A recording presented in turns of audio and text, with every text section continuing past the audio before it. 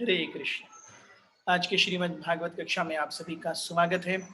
हम श्रीमद् भागवत के चतुर्थ स्कंद के द्वितीय अध्याय, जिसका शीर्षक है दक्षा कर्सिस लॉर्ड शिवा, भगवान शिव को दक्ष प्रजापति द्वारा श्राप, इस पर चर्चा कर रहे हैं।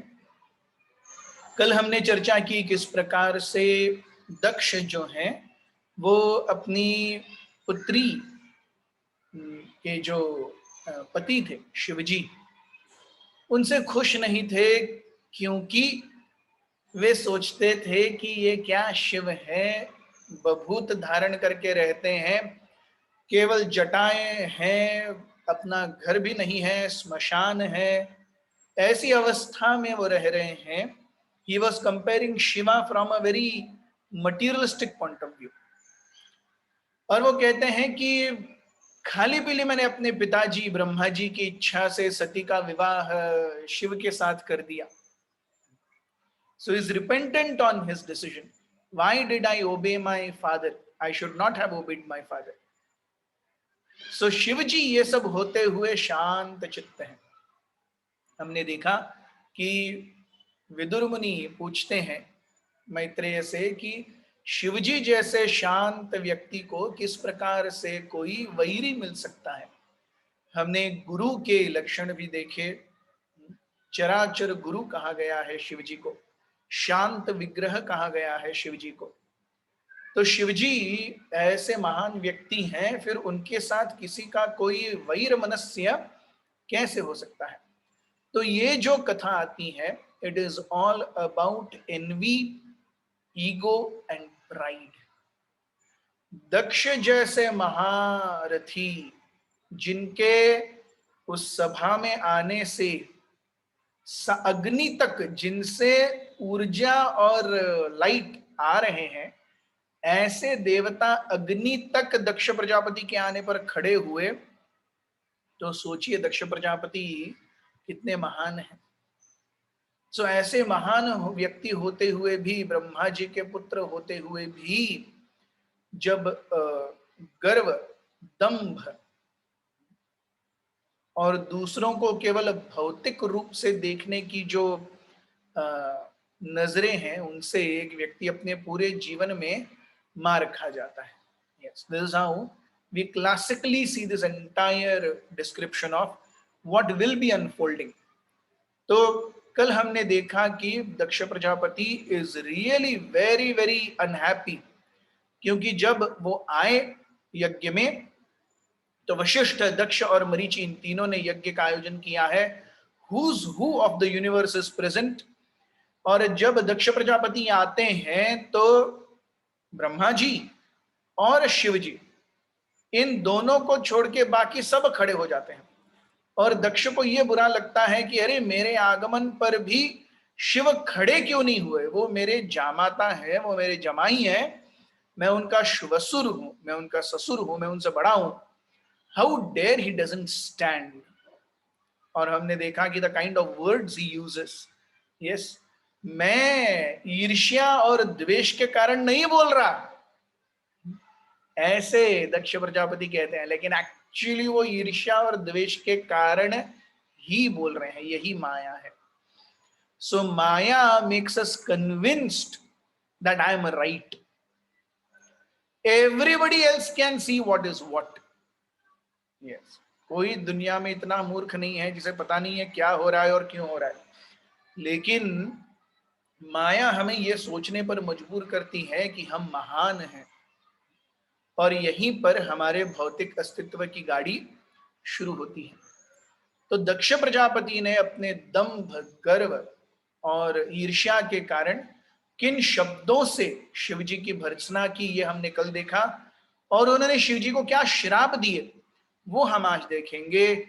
उनके श्रापों के कारण नंदीश्वर ने किस प्रकार से काउंटर कर्स किया, नंदीश्वर ने किस प्रकार से उन श्रापों का विद रिटर्न श्राप, उसके कारण भृगु मुनि ने क्या श्राप दिए।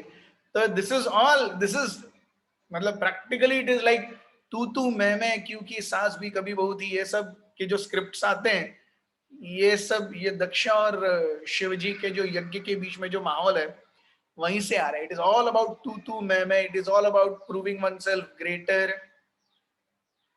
The best thing is in all this, Shivji शांत. He just gets up and leaves the place. So हम देखते हैं कि दक्ष प्रजापति शिवजी से गुस्सा है, इसलिए वो श्राप दे रहे हैं. नंदीश्वर दक्ष से गुस्सा है क्योंकि उन्होंने शिवजी को श्राप दिया है. लेकिन इन सब के बीच में भृगु मुनि इसलिए नाखुश हैं कि नंदीश्वर ने ब्राह्मणों को भी श्राप दिया है. इन सब के बीच में जो फलक्रम है इस पूरे घटना के, शिवजी वो शांत है. वो जस्ट उठते हैं and he leaves the place. So we see how a sadhu, yes a sadhu, it is so difficult to be a sadhu. So दूसरों के द्वारा किए गए आघातों को, शब्दों के आघातों को सहन करना यह अत्यंत कठिन है. व्यक्ति बाकी सब कुछ त्याग कर सकता है, लेकिन मान सम्मान की इच्छा, the desire for profit, Prestige, adoration, distinction, अहंकार की भावना, मैं किसी से अच्छा हूं, ये इट इज रियली टफ. इसीलिए हम देखते हैं परम पूज्य राधानाथ स्वामी महाराज बार बार अपने हर लेक्चर में क्यों कहते हैं, the essence of spiritual life is trinadapi sunichena taroriva sahishnuna amanina manadena कीर्तनीय सदा हरि. सो जब हम इस भौतिक अस्तित्व से ऊपर, जब जो कुछ भी हो रहा है वो केवल प्रकृति के 3 गुणों का प्रभाव है, मेरे ही कर्मों का फल है, जब तक ये हृदय में जमेगा नहीं ना. The problem is, we see, जब भी दो व्यक्तियों के बीच में कहा सुनी होती है, अनबन होती है, बाताबाती होती है, लड़ाई होती है, so there is always somebody called as a mediator, बिचौलिया, जो आता है और लड़ाई को शांत करता है. सो वो जो मीडिएटर है, वो जो बिचौलिया है, वो क्यों आके दोनों को शांत कर सकता है? क्योंकि उसका इस पूरी लड़ाई झगड़े से कोई लेना देना ही नहीं है. क्योंकि अगर कोई अफेक्टेड पार्टी आएगी तो उसका निर्णय या तो इसको अच्छा नहीं लगेगा या उसको अच्छा नहीं लगेगा. There will always be a chance कि अरे you are being biased. So बिचौलिया या मीडिएटर कौन होता है? जो जिसका ना इससे कुछ लेना देना है ना उससे कुछ लेना देना है.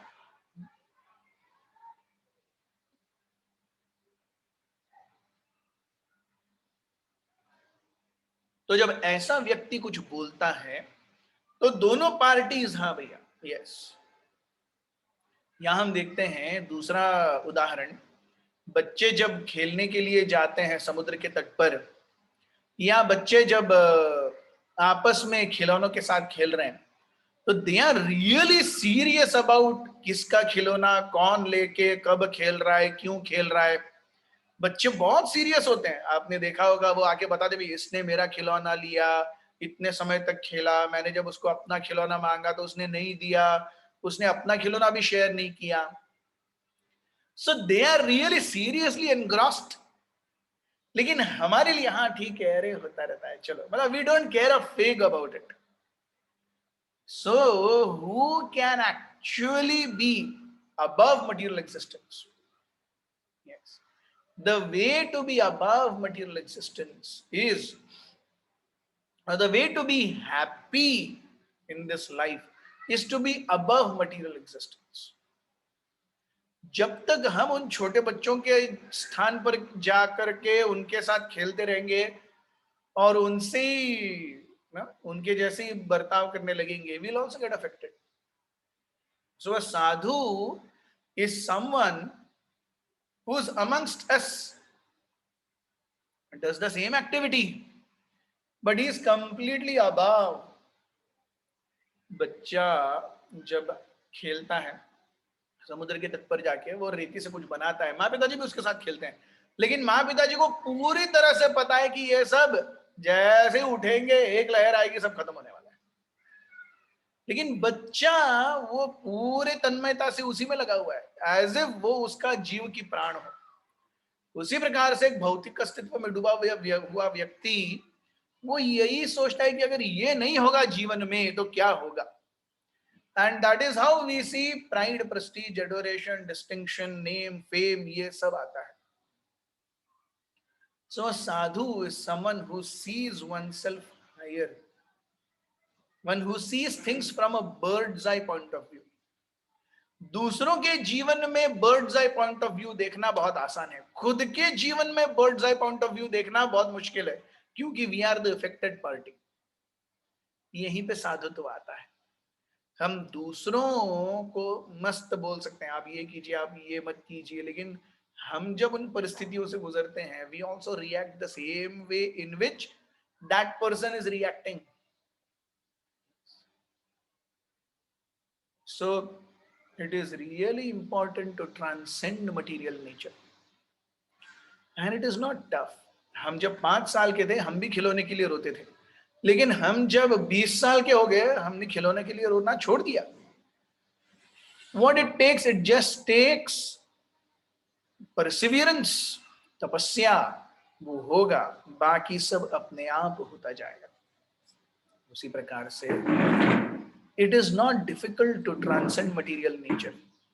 It is not easy also, but it is not difficult also. The moment we understand I am not this body, और इस शरीर से जुड़ी हुई सारी चीजें क्षणभंगुर हैं, शिवजी को इससे कोई प्रॉब्लम नहीं है। दक्ष Prajapati, he is giving curses. Nandishwar, he is giving curses. Rugumuni, he is giving curses. Shivji is nicely sitting and meditating. जिसको जो करना है करो, मैं ध्यान कर रहा हूं। So we'll see how that entire thing unfolds. ओम अज्ञानतिमिरन्धस्य ज्ञानाञ्जनशलाकया चक्षुरुन्मीलितं येन तस्मै श्रीगुरवे नमः। श्रीचैतन्यमनोभीष्टं स्थापितं येन भूतले स्वयं रूपः कदा मह्यं ददाति स्वपदान्तिकम्। वन्देऽहं श्रीगुरुः श्रीयुतापदकमलं श्रीगुरुन् वैष्णवांश्च श्रीरूपं साग्रजातं सहगण रघुनाथान्वितं तं सजीवं साद्वैतं सावधूतं परिजनसहितं कृष्णचैतन्यदेवं श्रीराधाकृष्णपादान् सहगण ललिता श्रीविशाखान्वितांश्च। हे कृष्ण करुणा सिन्धो दीनबन्धो जगत्पते गोपेश गोपिका कान्त राधा कान्त नमोस्तुते। तप्त कांचन गौरांगी राधे वृंदावनेश्वरी वृषभानुसुते देवी प्रणमामि हरिप्रिय। जय श्री कृष्ण चैतन्य प्रभु नित्यानंद श्री अद्वैत गदाधर श्रीवास आदि गौर भक्तवृंद। हरे कृष्ण कृष्ण कृष्ण हरे हरे, हरे Ram Ram Ram Hare Hare. So we will do screen sharing.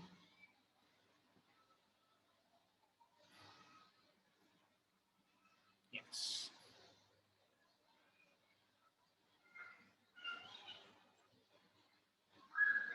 So हमने देखते हैं कि श्लोका नंबर 12, 13, 14, 15, 16, यस, हर जगह पे Daksha Prajapati practically he is abusing lord Shiva. Shiva ji को वो बहुत सारे गाली मार रहे हैं। ऐसी अवस्था में शिव जी शांत हैं। ही ब्लास्फीम्स। दक्ष प्रजापति बहुत ज्यादा बुरे वचनों से शिव जी की भर्त्सना करते हैं। शिव जी एक roams like naked like a madman, sometimes laughs and cries, lives in crematorium surrounded by ghosts, demons. He has scattered hair, bathes in crematorium ashes, wears a garland of skull and bones, auspicious in name only. क्या क्या नहीं कहते हैं वो। He is insane. He is dear to those who are insane and leader of insane, leader of the most ignorant, सबसे ज्यादा जो तमोगुणी व्यक्ति हैं उनके नायक हैं, अर्थात वो सबसे ज्यादा तमोगुणी खुद हैं, इसलिए तो तमोगुणी व्यक्तियों के नायक हैं। Externally and internally unclean, only because of wrong insistence of Brahma I gave my daughter to him. देखिए ईर्ष्या क्या क्या करा सकती है। यस, सो श्लोक क्रमांक 17 से आज हम अपनी आगे की आख्यायिका शुरू करेंगे। मैत्रेय उवाच विनिन्द्यैवं स गिरीशम् अप्रतीपम् अवस्थितं दक्षोत्थाप उपस्पृश्य क्रुद्धः शप्तुं प्रचक्रमे। The sage Maitreya continued, thus Daksha, seeing Lord Shiva sitting as if against him, washed his hands and mouth and cursed him in the following words. इतना ज्यादा क्रोध अनावर हो गया, इतना ज्यादा ईर्ष्या अनावर हो गई, उन्होंने श्राप दिया। किसे श्राप दे रहे हैं? शिव जी को श्राप दे रहे। सोचिए, शिव जी को श्राप दे रहे हैं। आप देख सकते हैं यहाँ पे, यस, कैन सी हियर। सो दक्षा, ब्रह्मा जी बैठे हुए हैं और शिव जी बैठे हुए, दोनों शांत हैं, और दक्ष प्रजापति इज ब्लास्फेमी। श्लोक क्रमांक 18, अयं तु देव यजनम इंद्रोपेन्द्रादिभिर्भवः सहभागं न लभताम देवैर्देवगणाधमः। He is a Devair Adhama. He is the lowest of Devatas. May he not receive any share. The demigods are eligible to the share in the oblation of sacrifice. But Lord Shiva, who is the lowest among all demigods, should not have a share. अब कोई ना भी नहीं बोल सकता, क्योंकि इस पूरे यज्ञ के यजमान ही दक्ष हैं। दक्ष, मरीचि और वशिष्ठ तीनों ने मिलकर यह यज्ञ कराया है। तो जब यज्ञ के यजमान ही बोलते हैं, आप किसी शादी में जाएं और शादी में या तो लड़की वाले या लड़के वाले खुद ही बोले इसको बाहर निकाल दो यहां से, यस, कितनी बड़ी इंसल्ट है। यस, आप सोचिए, शिव जी की इंसल्ट हो रही है। क्या करना था उनको? केवल तीसरी आंख खोलनी थी, थोड़ी सी, ज्यादा भी नहीं। सो वी सी, महान लोग महान क्यों होते हैं? नॉट बिकॉज उनके पास बहुत पावर होती है। Lot of power doesn't make one great, it is lot of restrain that makes one great. Yes, Shrimad Bhagavad Gita में प्रभुपाद जी एक बहुत सुंदर वाक्य कहते हैं, अपूर्यमाणम अचलः प्रतिष्ठम समुद्रमापः य प्रविशन्ति यद्वत् तद्वद कामाय प्रविशन्ति सर्वे सशांतिमाप्नोति न काम कामी। इस श्लोक के तात्पर्य में प्रभुपाद जी कहते हैं, a very beautiful line, the greatness of a person can be estimated from his ability to tolerate provoking situations. एक व्यक्ति की महानता कहां पर है? जब उसको उत्तेजित करने वाला कोई प्रसंग हो और उस उत्तेजनात्मक प्रसंग में भी वो अपने इंद्रियों पर और अपने मन पर नियंत्रण रखे हुए है, तब वो व्यक्ति महान है। महानता शक्ति, सामर्थ्य या बल से नहीं, महानता इंद्रिय और मन के निग्रह से है।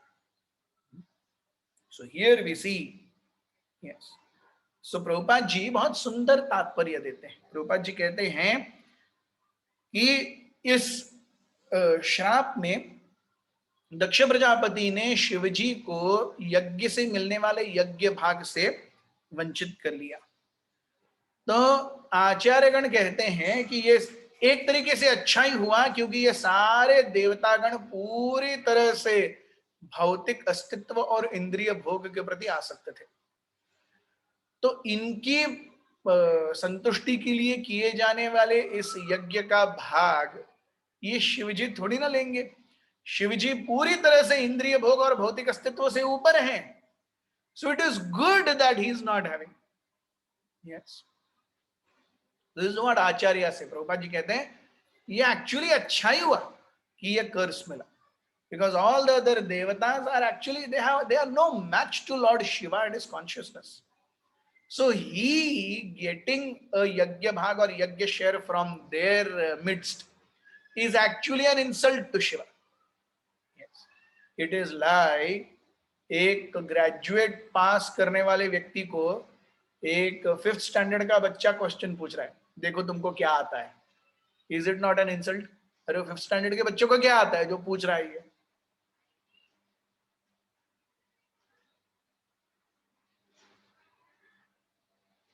सो प्रभुपाद जी कहते हैं कि दक्षा's curse actually was a blessing for Lord Shiva. Prabhupada ji गौर किशोरदास बाबा जी महाराज का उदाहरण देते हैं. वे कहते हैं कि किस प्रकार हम देखते हैं गौर किशोरदास बाबा जी महाराज को कई सारे भौतिकवादी व्यक्ति आकर के अरे हमें आशीर्वाद दीजिए बाबा जी महाराज, हमें आशीर्वाद दीजिए, ऐसे तंग किया करते थे. तो उनके इस कहने से तंग आकर के गौर किशोरदास बाबा जी महाराज पब्लिक टॉयलेट में जाकर महामंत्र जप किया करते थे कि वहां की गंदी बदबू से लोग नहीं आएंगे पास में. तो भक्ति विनोद भक्ति सिद्धांत सरस्वती ठाकुर जो कि गौर किशोरदास बाबा जी महाराज के अकेले शिष्य हैं, the loan disciple of Bhakti Siddhanta और of Gaur Kishoredas Baba ji Maharaj, he said कि बाबा जी महाराज would prefer the stinking smell of public toilet to the stinking smell of consciousness of materially attached people. Yes. उस भौतिकवादी व्यक्तियों की चेतना की बदबू से अच्छा है चोक्ड लैट्रिन की बदबू लेना, ऐसा कहते हैं गौर किशोरदास बाबा जी महाराज. So very important to have a clean consciousness. Shivji has a very, very clean consciousness. So in one sense, it's a blessing कि शिवजी को उस यज्ञ भाग से वंचित रखा गया है. श्लोक क्रमांक 19. निषध्यमानस सदसद्य मुख्यै दक्षो गिरित्रायन विसृज्य शापम तस्माद् विनिष्क्रिय विवृद्ध मन्योर जगाम कौरव्य निजम निकेतनम. Maitreya continued, my dear Vidura, in spite of requests of all the members of the sacrificial assembly, Daksha in great anger cursed Lord Shiva and then left the assembly and went back to his home. So yes, so Daksha ने श्राप दे दिया कि उनको यहाँ पर कोई यज्ञ भाग न मिले और वो चले गए. He left the assembly. यज्ञ का जो यज्ञशाला थी वो छोड़ करके चले गए. yes. तो हम देखते हैं प्रभुपाद जी यहाँ बताते हैं, प्रभुपाद लिखते हैं परपोर्ट में, very beautiful line, it is advised that one who wants to make tangible advancement in spiritual consciousness must avoid 3 things: lust, anger and greed. Actually they are all born of mode of passion. We can see that lust, anger and greed, they make a man crazy even though he be as great as Daksha. तो काम, क्रोध और लोभ ये एक आदमी को पूरी तरह से पागल बना देते हैं, वो दक्ष प्रजापति के जितना महान ही क्यों ना हो. इसीलिए काम, क्रोध और लोभ, इनसे एक व्यक्ति को हर परिस्थिति में बचना चाहिए. श्लोक क्रमांक 20. विज्ञाय शापं गिरिशानुगाग्रणी नंदीश्वरो रोषकषाय दूषितः दक्षाय शापं विससर्ज दारुणं ये चान्वमोदंस्तद्वाच्यतां द्विजाः. Upon understanding that Lord Shiva had been cursed, Nandishwar, one of Lord Shiva's principal associates, became greatly angry. His eyes became red and he prepared to curse Daksha and all the Brahmanas present there who had tolerated Daksha's cursing Shiva in harsh words. Nandish सारे शिवजी के गणों में सर्वश्रेष्ठ हैं नंदीश। तो उन्होंने देखा कि अरे दक्ष ने ऐसे आतताई रूप में शिवजी को श्राप दिया,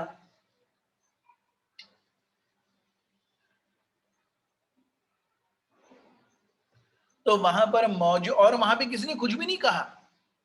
यू सी, जब भी कोई भगवान की या वैष्णवों की अवहेलना करे, जब भी कोई भगवान की या वैष्णवों की अवहेलना करे, it is said one should either be fully convergent in shastra, जिससे वो उनको पूरी तरह से नष्ट कर दे। One should be able to completely refute and diffuse the arguments, ऐसा होना चाहिए व्यक्ति को। सेकेंड, उसे उसी जगह पे अपने प्राण त्याग देने चाहिए। वैष्णवों की निंदा और भगवान की निंदा सुनने से अच्छा है प्राण त्याग दो। और अगर ये दोनों नहीं हो सकता, so the third class thing is वहां से उठ के चले जाओ। First class thing is refute, ये सही नहीं है। Second class thing is give up your body, शरीर त्याग दो। वैष्णवों की और भगवान की निंदा सुनने पर शरीर त्याग दो। If you can't do both of these, the third is at least leave from there and go. वहां रहो मत सुनने के लिए। सो यहां पर नंदीश्वर इतने ज्यादा क्रोधित हो गए कि सारे ब्राह्मणों ने ये सारे जो श्राप थे उस सबके बीच में किसी ने कुछ कैसे नहीं बोला।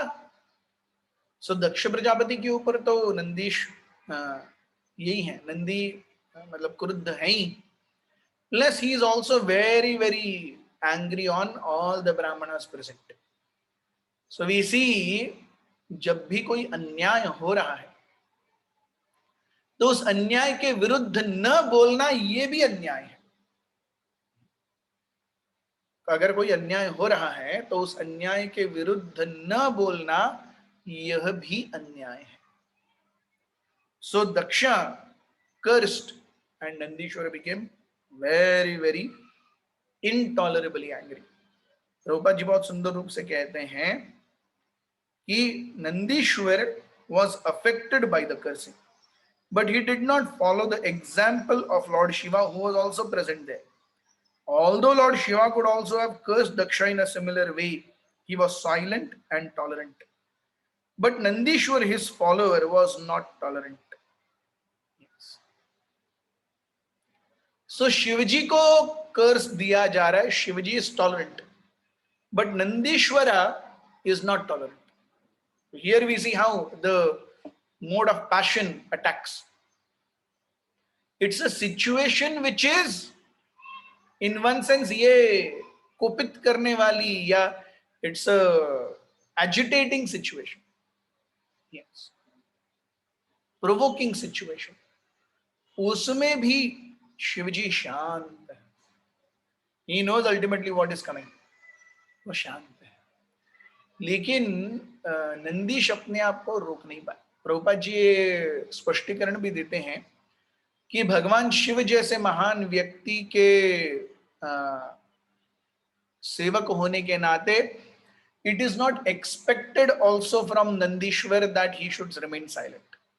क्योंकि if he remains silent, then he would not be following the first two verses. कि अगर कोई वैष्णव निंदा सुनता है तो first thing refute it logically. Second is give up your body. Third is leave the place. Nandishwar ne, he did not refute, but he counter-cursed. He counter-cursed. That is the effect of mode of passion.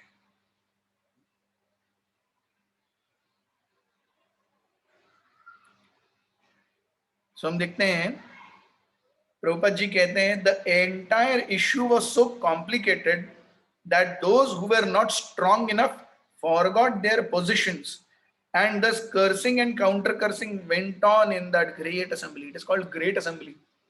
महान महान लोग हैं, लेकिन हर कोई अपनी गरिमा, अपना स्थान, अपना रुतबा छोड़ करके गलिच्छ एक दूसरे पर आरोप करने पर और श्राप देने पर उतर आया है. Yes. So this is not new in this material world. ये होता ही रहता है. Even the greatest of people forget what they are actually meant for.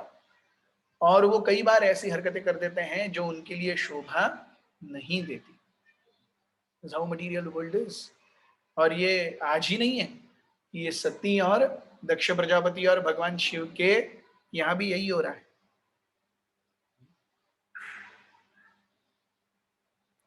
श्लोक क्रमांक 21.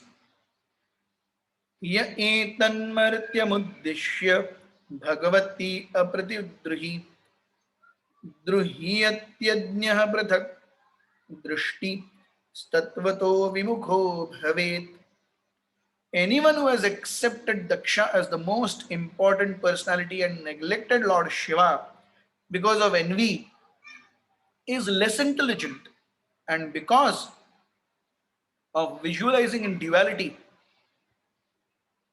will be bereft of transcendental knowledge. So जिसने भी दक्ष प्रजापति के बहकावे में आकर के शिवजी का अपमान किया है अपने मन में, शिवजी की महानता की अवहेलना करने के कारण वो जिंदगी में कभी भी आध्यात्मिक ज्ञान हासिल नहीं कर पाएगा, आध्यात्मिक उन्नति वो नहीं कर पाएगा. So here we see it is not about me also cursing. आप सोचेंगे अरे भी इनका क्या प्रॉब्लम है, इन्होंने थोड़ी ना कर्स किया. Yes. So it is not about they cursing, it is about hearing that curse. आपने सुना है वो कर्स. Yes. So आपको वो कर्स लगेगा ही लगेगा. So हम देखते हैं जब भी हम किसी और व्यक्ति के श्रापों को भी सुनते हैं, किसी और व्यक्ति के भौतिक चीजों को भी सुनते हैं, तो उसके प्रति भी हमारा मन आकर्षित होता जाता है. Yes. So, आपने शिवजी की भर्त्सना में आनंद लिया है, आपकी आध्यात्मिक उन्नति की ज्ञान पिपासा पूरी तरह से नष्ट हो जाए. Let it actually go waste. आपको कोई आध्यात्मिक ज्ञान नहीं मिलेगा. सो इन मटीरियल स्फीयर आपको अगर डॉक्टर, इंजीनियर, सीए, जो कुछ भी XYZ बनना है और आपका किसी स्पेसिफिक टीचर से नहीं बन रहा, तो आप उस टीचर को 4 गाली मार करके भी आप अच्छे से पास हो सकते हैं अगर आपने पढ़ाई अच्छी की. आपके मार्क्स टेस्ट पेपर में क्या कहें, they are not dependent on how you respect your teacher और no, but spiritual life is not like this. Yes. वंदे गुरु श्री चरणारविंदम यस्य प्रसादात् भगवत प्रसादः यस्य अप्रसादान्न गति कुतोपि. अगर गुरु प्रसन्न है तो भगवान प्रसन्न है या नहीं देखने की कोई आवश्यकता ही नहीं है, और अगर गुरु अप्रसन्न है तो भी भगवान प्रसन्न है या अप्रसन्न है देखने की कोई आवश्यकता ही नहीं है. अगर गुरु प्रसन्न है तो हर कोई प्रसन्न है. अगर गुरु प्रसन्न नहीं है तो हमको कितना भी लग रहा हो कि हम बहुत बड़े झंडे गाड़ रहे हैं, एक्चुअली इसका कोई उपयोग नहीं है.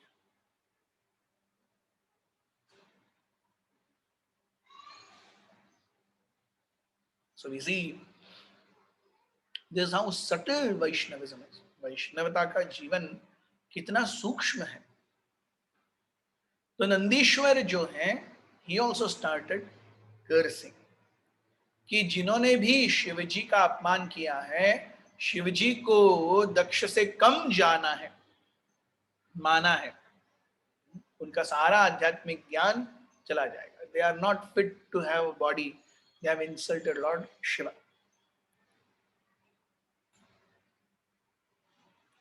श्लोक क्रमांक 22. गृहेषु कूटधर्मेषु सक्तो ग्राम्य सुखेच्छया कर्म तंत्रम वितनुते वेदवाद विपन्नधीः. Pretentious religious householder life, in which one is attracted to material happiness and thus also attracted to superficial explanation of the Vedas, robs all of one's intelligence and attaches one to fruitive activities at all in all, as all in all. So, griheshu kuta dharmeshu. Griha में there is always diplomacy going on. आपने observe किया होगा, घर में हमेशा diplomacy चलती है. किसने क्या किया, किसने क्यों किया, मुझे इनसे काम करवाना है तो मैं क्या करूं, किसको अपनी तरफ रखने के लिए मुझे किनको क्या गिफ्ट देना पड़ेगा, हर जगह ये चलता है. सो गृह घर का काम, it is all about diplomacy, how to get things done from people, और उसके लिए क्या क्या करना पड़ेगा. सो गृहेषु कूट धर्मेषु, यस, सक्तो ग्राम्य सुख इच्छया. So one who is very much attached to गृह सुख, yes, one who is गृह में कौन से सुख मिलते हैं, भार्या सुख मिलता है, संतान सुख मिलता है, वाहन सुख मिलता है, अपनी पोजेशंस होती हैं, मेरी खुद की, मेरा खुद का घर, खुद की गाड़ी, खुद के बच्चे, खुद का ये, खुद का वो. सो ये सुख मिलता है. सो ये सारे सुख जो हैं ये गृहेषु कूट धर्मेषु सक्त आसक्त ग्राम्य सुख इच्छया. हर कोई जैसे नॉर्मल ग्राम्य वार्ता न कही बेकानी, ग्राम्य वार्ता, ग्राम्य वार्ता लोगों की कही सुनी. सो उसी प्रकार से लोगों की कही सुनी के प्रति आसक्त जो व्यक्ति है, जो घर में रहकर कूटनीति के अनुसार अपने जीवन को बैलेंस करके चल रहा है, वो नहीं जानता कि ये सब एक्चुअली कर्म तंत्र है. तंत्र मीन्स टेक्नोलॉजी, कर्म हमारे खुद के कर्म. सो हमारी कर्मों से जो प्रवृत्त टेक्नोलॉजी है वो हमें अपने जीवन में अलग अलग प्रकार की परिस्थितियों के सामने रखा करती है.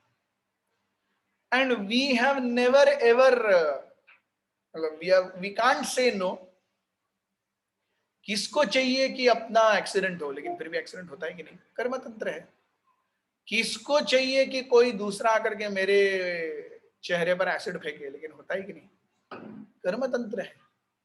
किसको चाहिए कि मेरी पत्नी और मेरा झगड़ा हो, या मेरे पति और मेरा झगड़ा हो और हमारा डिवोर्स हो जाए, होता है कभी कभी, कर्म तंत्र है. So ultimately when one understands that this is कर्म तंत्र, neither am I responsible nor somebody else is responsible. Yes. So गृहेषु कूट धर्मेषु आसक्त ग्राम्य सुखेच्छया कर्म तंत्रम वितुनोते. He doesn't understand this, that everything is being caused because of karma. और इसके कारण वेदवाद विपन्न थी, वेदों के वाद से विपन्न. सो विपन्न means surrendered.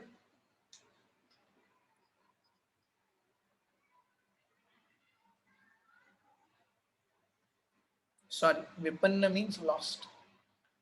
Prapanna means surrender. Vipanna means lost. So vipanna वेदवाद. So वेदों के सही अस्तित्व को वो भूल जाता है. वेदों का सही अस्तित्व क्या है? वेदों का सही अस्तित्व और उनसे मिलने वाला सबसे महान जो उपहार है वो है आध्यात्मिक जीवन का. So one who forgets that and he induces all of one's existence only in external consciousness. Yes, that is not a very healthy platform. So karma tantram vidunote vedavad vipanna dhi. Dhi means intelligence. Vipanna, lost. So because of excessive attachment to home, family, which is all surmounted by diplomacy dealings, yes, wanting ग्राम्य सुख, so ये सब होते हुए वो जानता नहीं कि ये सब कैसे हो रहा है, कर्म का सिद्धांत है इसलिए हो रहा है। अगर कर्म का सिद्धांत नहीं होता तो ये सब कुछ नहीं होता। So ultimately one is Vedavada Vipannavi. He is not Prapanna, he is Vipanna. श्लोक क्रमांक 30। बुद्ध्या परिभिद्ध्यायिन्या विस्मृतात्मगतिं पशुः स्त्रीकामः सोस्ततीतरां दक्षो बस्तमुखो चिरात्। दक्ष has accepted the body as all in all. कौन कह रहे हैं? नंदीश्वर कह रहे हैं सब।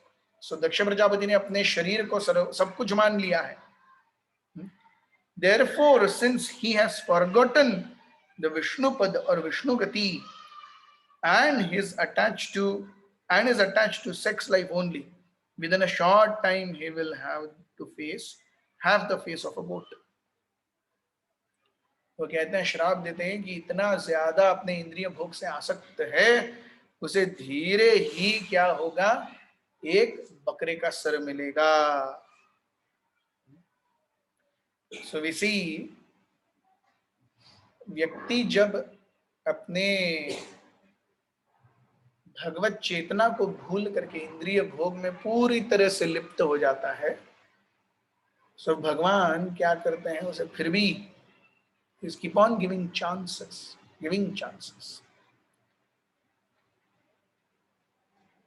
Since he has forgotten Vishnupad or Vishnugati and is attached to sex life only, within a short time he will have the face of a goat. So हम देखते हैं, दक्ष is expert in procreation. उनकी पत्नी प्रसूति इतनी बार she went in labor room कि labor room was ultimately called प्रसूति गृह. So प्रसूति को हमेशा अपत्य देने वाले दक्ष, तो क्योंकि भौतिक इंद्रिय तृप्ति से अत्यंत आसक्त है, वो भगवत भक्ति को समझ ही नहीं सकता। और वो कहते हैं, वार्न करते हैं, very soon you will get the head of a goat. Text 24। विद्या बुद्धिर विद्यायाम कर्मयामसौ जडः संसरत्वीह ये चामो मुनशर्वावमानिनम्। Those who have become as dull as matter by cultivating materialistic education and intelligence are nascently involved in fruitive activities. Such men have purposely insulted Lord Shiva. May they continue in this cycle of repeated birth and death. So ऐसे दक्ष जैसे डल headed व्यक्ति का संग करके आप सब भी डल headed हो गए हो। तो क्योंकि आप डल हेडेड हो गए हो, आप यहीं पे रह जाओ। You don't deserve to come back to spiritual world. So हम देखते हैं श्लोक क्रमांक 21, 22 और 23। इन 3 श्लोकों में नंदीश्वर द्वारा दक्ष प्रजापति और उनके इसको दिए गए श्राप हैं। सॉरी, दक्ष प्रजापति को दिए हुए श्राप 21, 22 और 23 में है। ब्राह्मणों को दिए हुए श्राप भी 24, 25 और 26 में आएंगे। सो 3 श्राप, 21, 22, 23 श्लोक का number is for 3 curses to Daksha. Then 25, 20, 24, 25, 26 yes श्लोक का number, this is about cursing the brahmanas, जो हम देखेंगे। विद्या बुद्धिर विद्यायाम कर्म मय्यासौ जडः संसारन्विहत ये चामु मन शर्वावमानिनम्। श्लोक क्रमांक 25। गिरः श्रुताया पुष्णे पुष्णिन्या मधुगंधेन भूरिणा मथना चोन्मथितात्मानः समुद्दुह्यन्तु हरिद्विषः। May those who are envious of Lord Shiva, being attracted by the flowery language of enchanting Vedic promises and who have thus become dull, always remain attached to fruitive activities. So वेदों का मर्म जान करके भी अगर कोई केवल भौतिक शरीर और शरीर से जुड़े हुई चीजों के लिए ही आशीर्वाद मांगता है, he is actually dull headed. उसने देखा है हर किसी को मरते हुए, फिर भी ये रजिस्टर नहीं कर पा रहा कि वो मरेगा। So actually one is dull headed. हम इतने ज्यादा परफॉर्मेंस मोड में चले जाते हैं कि हम भगवान को याद करना भी भूल जाते हैं। So text 26 is the last curse of Nandishwara. He says, Sarvamakshadvijavritti dhritad vidya tapovrataha vittadehendriya rama yachaka vitarantviha. These brahmanas take to education, austerity and vows only for the purpose of maintaining one's body. They shall be devoid of all discrimination between what to eat and what not to eat. They will acquire money begging from door to door simply for sense gratification of the body. So ये ब्राह्मण क्या करेंगे? यज्ञ दान और तप करना चाहिए इसलिए करेंगे, उसमें अपने हृदय को नहीं झोंकेंगे, केवल पेट पूजा करना है इसलिए। सो प्रभुपाद जी कहते हैं कि नंदीश्वर ने जो आखिरी श्राप दिया, it is actually like a culmination. So सभी के लिए the so-called brahmanas are no longer interested in understanding the nature of supreme Brahman, although a brahmana means one who has attained knowledge about Brahman. ब्राह्मण कौन है? ब्रह्म जानाति इति ब्राह्मण। सो अगर किसी ने ब्रह्म को जाना ही नहीं है तो कैसे ब्राह्मण है? तो ब्राह्मण अर्थात जनेऊ होना या एक सरनेम होना नहीं। When we actually know philosophy, then we become brahmanas. So human form of life is meant for self-realization of supreme Brahman, the absolute truth. Or in other words, human life is meant for one's elevation to the post of a brahmana. भौतिक जगत किसके लिए है? भौतिक अस्तित्व किसके लिए है? अपने आप को सही में ब्रह्म जानाति इति ब्राह्मण के अस्तित्व पर लाने के लिए। ये जब तक नहीं होता, बाकी जो कुछ भी है उन चीजों का कोई उपयोग नहीं है। तो आज हमारे भागवतम को हम यही विराम देंगे। श्लोक क्रमांक 27 से कल शुरू करेंगे। आज बहुत ही महान दिवस है। गोपाल भट्ट गोस्वामी का आविर्भाव और कृष्णदास कविराज गोस्वामी का तिरुभाव महोत्सव है। इसी दोनों ही बहुत ही महान आचार्य हैं हमारी गुरु शिष्य परंपरा से। गोपाल भट्ट गोस्वामी वेंकट भट्ट के बेटे थे और जब चैतन्य महाप्रभु 1912 में दक्षिण भारत की यात्रा के लिए गए, 1912 कह रहा हूं, 1512 में 1512 में जब चैतन्य महाप्रभु दक्षिण भारत यात्रा में गए तो उस समय उनका रुकना हुआ श्रीरंगम में। और श्रीरंगम में वेंकट भट्ट जो मुख्य पुजारी थे भगवान रंगनाथ जी के, उनके घर में चैतन्य महाप्रभु रुके। उनके बेटे का नाम गोपाल भट्ट। सो गोपाल भट्ट उस समय 5-6 साल के रहे होंगे। उन्होंने 4 महीने तक चैतन्य महाप्रभु की अत्यंत नम्रता पूर्वक सेवा की। और जब चैतन्य महाप्रभु निकलने लगे, उन्होंने कहा कि मेरी भी इच्छा है आपके साथ आऊं। तो चैतन्य महाप्रभु ने कहा कि अरे आप अभी आओगे तो आपके माता पिता को कौन देखेगा? So please look after your parents and once they come back to me, वो जब वो अपना शरीर त्याग देंगे, उनके आशीर्वाद लेकर के तब आप वृंदावन आना, तब आपकी मुलाकात रूप गोस्वामी और सनातन गोस्वामी से होगी। अभी तक रूप गोस्वामी और सनातन गोस्वामी का कोई जिक्र ही नहीं आया है। चैतन्य महाप्रभु की एक्चुअल जीवनी में भी अब तक कुछ नहीं आया, लेकिन चैतन्य महाप्रभु आगे का बता रहे हैं, यू विल मीट रूप एंड सनातन गोस्वामी इन वृंदावन। तो लगभग 30 साल की उम्र में गोपाल भट्ट गोस्वामी के माता और पिता दोनों दिवंगत हो गए। उसके बाद में गोपाल भट्ट गोस्वामी गए वृंदावन और वहां पर उन्होंने सारे षड गोस्वामी, बाकी के जो गोस्वामी हैं उनके साथ में अपना जीवन बिताया। And very very humbly simply he lived his life there. Gopal Bhatt Goswami से प्रचलित हम देखते हैं वो जो 12 शालिग्राम शिलाओं की कथा है गंडकी नदी में, सबसे बड़ी शालिग्राम शिला से भगवान राधा रमन देव जी आए हैं, क्योंकि गोपाल भट्ट गोस्वामी की इच्छा थी कि उनके भी क्या हो, एक विग्रह हो जिसे वो नियमित रूप से सेवा कर सके। सो जब कृष्णदास कविराज गोस्वामी सभी से आशीर्वाद लेने जाते हैं कि मैं चैतन्य चरितामृत लिख रहा हूं, कृपया आशीर्वाद दीजिए, तो गोपाल भट्ट गोस्वामी कहते हैं ऑन वन कंडीशन। क्या है कंडीशन? अब मेरा नाम कहीं नहीं लिखोगे। सो चैतन्य चरितामृत में मेरा कोई नाम नहीं आएगा। इस कंडीशन पे गोपाल भट्ट गोस्वामी ने कृष्णदास कविराज गोस्वामी को ब्लेसिंग्स दी। Yes, so very very non-envious, completely grounded in philosophy and practical dealings also.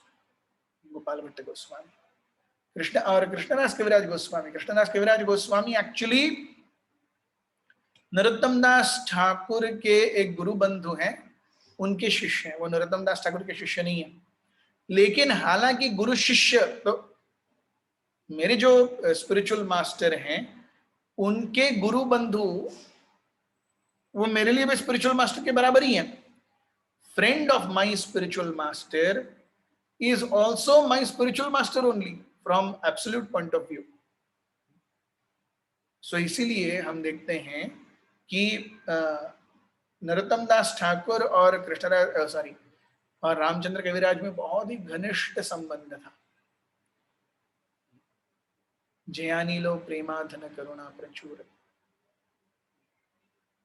उसमें फिर नरोत्तम दास ठाकुर ही practically pours his heart. So हम देखते हैं कि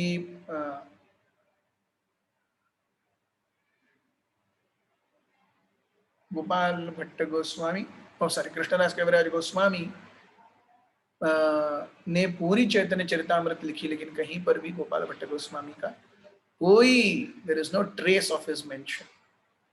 तो इसी प्रकार से रामचंद्र कविराज और नरोत्तम दास ठाकुर की इतनी महान, इतनी close friendship at almost last stage of life. Narottam Das Thakur once went into trance, समाधि अवस्था में बैठ गए। उस समाधि अवस्था में गोलोक वृंदावन चले गए। 4 दिन तक उनका देह एज इफ मृत प्राय, लेकिन सड़ नहीं रहा, शरीर सड़ नहीं रहा, शरीर ऐसा इरेक्ट है, सांसें नहीं चल रही, शरीर इरेक्ट है, और मतलब मृत्यु नहीं हुई है। तो सारे ये चिंतित थे उनके शिष्य। तो अल्टीमेटली 3 दिन तक देखने के बाद उन्होंने रामचंद्र कविराज को खत भेजा कि आप देखिए क्या है, हम समझ ही नहीं पा रहे क्या है। रामचंद्र कविराज came and sat next to the body of Narottam Das Thakur, and he also gave up his body, he also went in samadhi. So जब रामचंद्र कविराज गए, उन्होंने देखा कि नरोत्तम दास ठाकुर जो कि मंजरी हैं गोलोक वृंदावन में, वो राधा रानी की एक नुपुर को ढूंढने में व्यस्त है। उनकी एक नुपुर गुम हो गई है। तो सभी मिलके ढूंढ रहे हैं। तो रामचंद्र कविराज जी जो अपने सिद्ध देह में, वो सोचते हैं कि जब तक ये नहीं मिलेगी तब तक मेरा भी जाना उचित नहीं है, क्योंकि मैं अब तक नरोत्तम दास ठाकुर जो कि अपने मंजरी के देह में वहां पर सेवा कर रहे हैं, उनको भी मैं कुछ बोल नहीं सकता, क्योंकि भगवान की सेवा सर्वोपरि है। सो रामचंद्र कविराज भी ढूंढने लगे। फाइनली रामचंद्र कविराज को वो नुपुर मिली। उन्होंने वो नरोत्तम दास ठाकुर को दी। नरोत्तम दास ठाकुर ने वो रूप मंजरी को दी, रूप मंजरी ने वो राधा रानी को दी, और ऐसे वो भगवान तक पहुंचे। So this is how we see guru shishya parampara is there even in spiritual life. So फिर उसके बाद में नुपुर मिलने के बाद में रामचंद्र कविराज और नरोत्तम दास ठाकुर दोनों बाह्य रूप से सचेतन हो गए. So this is the kind of intimate relationships that Krishna, Ramchandra Kaviraj and Narottam Das Thakur shared. तो उनका आज डिसअपियरेंस डे है.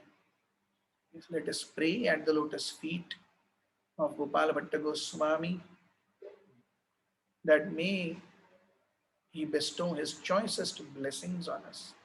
May pray at the lotus feet of Krishna, Ramchandra Kaviraj, that he also bestows his most choicest blessings. Ramachandra Sangamange Narottama Das.